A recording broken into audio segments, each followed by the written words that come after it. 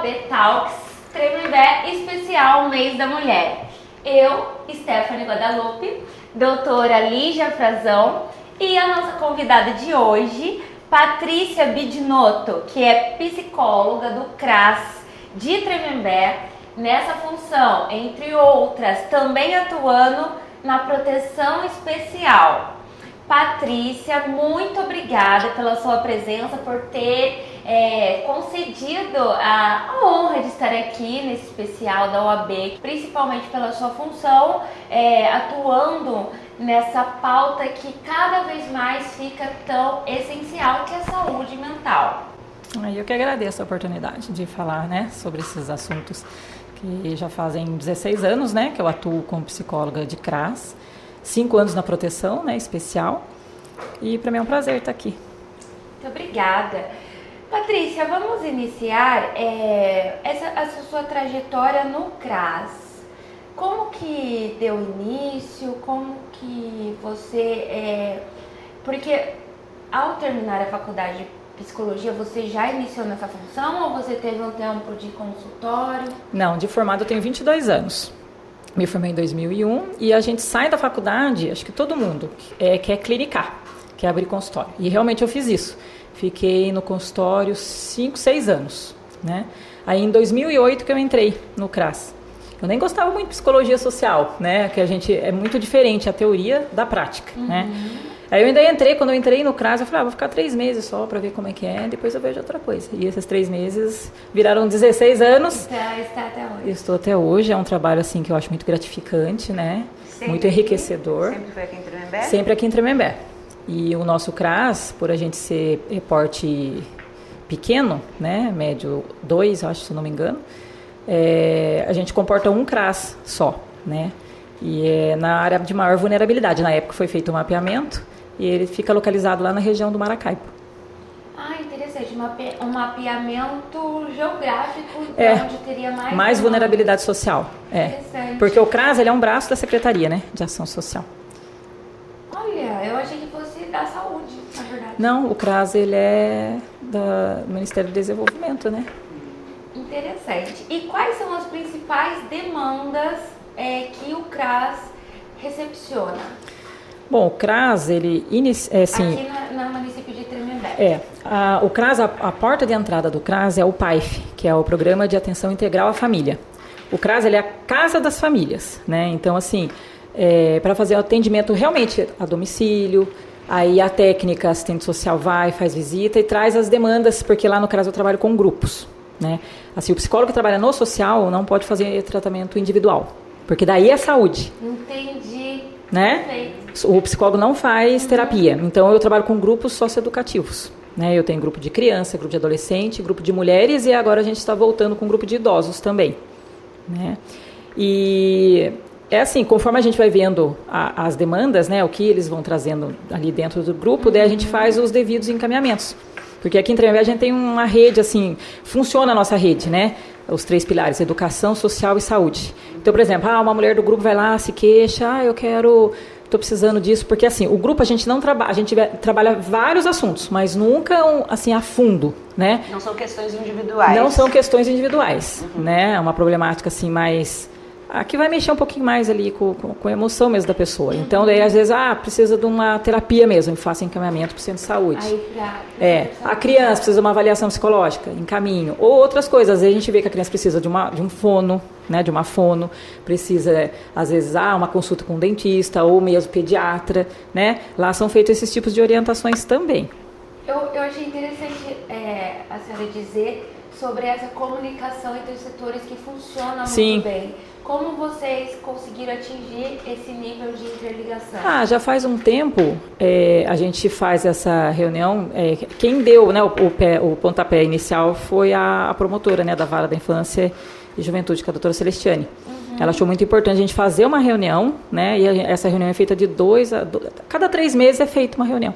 Aí a gente leva os casos, saúde, educação e social, que está tudo interligado, porque está todo mundo usando o serviço da cidade, E, por exemplo, tem uma criança lá na escola que tá, mas que região que é? Maracaibo? Então é do CRAS, vamos ver o que a gente pode fazer. Aí vamos colocar essa criança no grupo, vamos chamar essa mãe também para o grupo de convivência, para estar fazendo as orientações, né? mulheres, como que surgiu essa iniciativa, por conta de qual principal demanda? Então, o CRAS, até semana passada fui num curso lá em São José, que foi realmente disso, né? A ADRADES promoveu para a gente estar debatendo, né, os assuntos, as dificuldades, o que pode melhorar dentro dos CRAS, né, dos municípios. E eu fiquei muito feliz que só o nosso CRAS aqui de Tremembé que cumpre o objetivo, que são os grupos de convivência. Né? Você vê, Taubaté... É uma notícia feliz e triste ao mesmo tempo. Feliz pela cidade estar cumprindo, mas triste pelas outras cidades não estarem porque assim, nós temos um CRAS, né? E, por exemplo, Pinda tem 5, Taubaté inaugurou mais um agora, tem 6. E ninguém consegue fazer o grupo, né? Mobilizar as pessoas para o grupo. E o nosso lá tá cheio, né? E assim, inicialmente, quando eu cheguei no CRAS, eu falei, como que eu vou fazer um grupo com mulheres, né? Assim, de zona rural, né, que vem de uma origem simples, que tem outra cultura, outro tipo de pensamento, como é que elas vão entender? Porque assim, hoje em dia, infelizmente, ainda as pessoas acham que psicólogo é para louco. Sim. Tem um preconceito muito grande ainda. Hoje mesmo, elas falam, alguém pergunta, o que você vai fazer no CRAS? Vou lá no grupo com a psicóloga. Nossa, mas você tá louca? Sabe, meio que julga. Né? Eu falei, como que eu vou entrar? E daí a gente começou com um grupinho de artesanato, porque daí vamos fazer artesanato, coisa manual, aí fui ficando junto. São mulheres. Elas foram me conhecendo, a gente foi conversando e... Né? Mas quando diz grupo de mulheres, o senso comum, como eu dessa área, que estou distante, imagina, de repente uma roda de mulheres Sim. e conversas sobre determinados temas. Sim. Como que funciona na prática esse grupo de mulheres? Eu assim, é difícil você chegar num grupo e falar assim, quem que vai falar hoje? Porque por mais que tenha mulheres ali que já estão há bastante tempo, tem mulheres que estão 16 anos no grupo, pararam por alguma determinada um determinado momento e voltaram agora. Aí, assim, ele é rotativo, ele não é um grupo fechado, né? Vai entrando e saindo. Hoje eu estou com 32 mulheres matriculadas. E a gente, assim, eu levo temas, eu levo textos, geralmente aleatórios, né? E a gente vai falando, porque daí cada texto... Porque daí chama, né, da parte de cada uma, o que chamou atenção, remete a uma fase da vida delas, o que passou, o que está passando. Tem alguma questão que predomina nessas situações? Por exemplo, violência ou abuso, Sim. ou questões assim, tem alguma questão que predomine nessa Olha, temática? ali dentro do meu grupo, questão de violência mesmo, né, de violação de direito da mulher, são raros os casos, né, porque como a gente trabalha, o CRAS ele trabalha com a prevenção, que nem eu falei, eu sou do CRAS e da proteção especial, que seria um trabalho dentro do CREAS, né. O CREAS ele já trabalha quando os vínculos são rompidos, já houve a violação de direitos, e o CRAS não, ele trabalha com a prevenção. Mas assim, inevitavelmente, às vezes chegam uns casos pra gente, né, de violência já, né, às vezes assim... Chega esses casos pra gente, a gente trabalha uma temática em cima... Porque assim, esse grupo de mulheres é para fortalecer mesmo a autoestima da mulher, né? Porque muitas ali já traz uma história de vida muito sofrida, né? Todas elas ali. Problema com filho, problema com marido, às vezes não sofre a violência física, mas sofre a violência psicológica, né? A moral... Né, patrimonial, muitas ali recebem a família, o marido que fica com a família, né, não deixa usar o cartão. Então, assim, são essas questões que a gente vai trabalhando no grupo. E mais a questão da autoestima mesmo, de amor próprio, né, aprendendo a se respeitar. Criando uma rede de se fortalecendo. O grupo é para a mulher se fortalecer, para ela poder lidar com essas questões. A senhora disse sobre matrícula. As munícipes de Tremembé que sentirem o despertar de participar ou até mesmo contribuir para o grupo, como elas podem operacionalizar isso? Nós funcionamos lá de segunda a sexta, das 8 às 4 da tarde, direto, não tem horário de almoço. E sim, sempre é bem-vindo, né? Uma contribuição, né? Assim, voluntariamente, mas assim, ultimamente tá tendo bastante curso para elas, né? A gente dá prioridade para quem é do grupo quando vem curso para o município. Agora mesmo andou tendo uns cursos do Senac, né? Do Senai, de corte e costura, coisas que é feito um estudo que é interessante para elas. As munícipes que quiserem compor o grupo, o que é preciso? Morar, assim, porque a nossa abrangência do CRAS é a região do Maracaibo. É Maracaibo, 1 e 2, Flor do Campo, Alberto Roncone. Né, regiões ali rural, são os bairros rurais. Porque daí para alguém sair aqui do centro para ir lá, Para o Maracaibo é mais complicado, né? Sim. Mas nós temos também aqui na secretaria um grupo igual ao do CRAS de convivência. Isso, se existe em outras regiões da cidade. Fez 2 anos que tem esse grupo aqui da secretaria. Ele é executado ali mesmo na Secretaria de Ação Social. Sou eu e uma assistente social que desenvolve o trabalho. E agora também a gente está com um projeto de desenvolver lá no Canaã. Oi? O formato é o mesmo? É o mesmo, só que acontece lá também acontece aqui. Só que aqui ele é misto, tem homens e mulheres. E lá no Maracaibo, como foi predominantemente feminino, você fala de colocar um homem ali, elas não querem. Não. Então lá é predominante feminino, porque já virou cultura, né? Já tem 16 anos, então, mas aqui é misto. Entendi. Enquanto advogada, existem diversos momentos que, ao lidar com o cliente, principalmente do convênio da defensoria, estão em estado de vulnerabilidade ou até no contexto de violência doméstica. Ter acesso a isso é penoso no sentido de ver uma mulher passando. Como agir profissionalmente com essa opinião interna, com tantos casos? Sim. Como a senhora faz para poder contribuir, mas sem levar para casa? É só experiência, né? Porque, quando eu entrei, eu ficava arrasada com o caso principalmente quando é criança, né? Sim. Abuso, violência contra a mulher. Mas com o tempo a gente não que a gente vai ficando fria, não é isso, mas a gente vai sabendo filtrar e separar. Eu costumo dizer que a gente tem que encontrar a linha do meio, né? Sim. Eu me lembro de logo que eu comecei a trabalhar, a mulher chegava, falava, eu chorava junto. Depois de um tempo eu acho que eu fui para um outro extremo, porque eu percebi que eu não podia me envolver, então eu comecei a ficar muito fria. Então assim, eu tentava não me envolver, até que um dia eu percebi que eu não me envolvi e o relato era de uma pessoa que era parente, e assim, eu só falei, me traz os documentos e eu faço o divórcio. Então assim, eu vi que eu fui para o outro extremo, até que talvez, acredito que hoje já tenha conseguido chegar na linha do meio ali de não levar para casa, não chorar quando eu atendo, mas também não ter essa postura tão gelada, né? Acho que é o tempo. Porque a gente tem assim o acolhimento, né? Mas é aquele acolhimento técnico mesmo, profissional, da gente dar uma atenção, né? Porque as mulheres que sofrem violência, hoje em dia, elas ainda têm vergonha de procurar ajuda, né? De ir numa delegacia. Às vezes elas mesmas relatam, né? Que chega na delegacia, às vezes o atendimento é feito por homens, aí meio que dão uma, né, assim, deixa pra lá, até mesmo pelos casos que às vezes ela vai lá, né, faz o BO, depois não representa, volta atrás, né, e assim, não pode ter um julgamento, porque a gente não sabe, né, a dor emocional de cada um é de cada um, né. E essa questão de violência doméstica, né, como a gente está nesse âmbito familiar, assim, isso tem toda uma... um carrossel de emoções. Sim, envolve a família inteira, né, esses dias eu tive um relato de uma avó falando lá de um neto, de uma violência contra uma criança que a nora fazia. Eu falei, e o que a senhora fez com isso? Ela, eu fui pro quintal e comecei a rezar. Eu falei, mas a senhora não fez nada, a senhora não interviu, a senhora não chamou a polícia? Não, eu só peço para Deus pro meu netinho não levar isso para a vida dele. Eu falei, mas já está levando.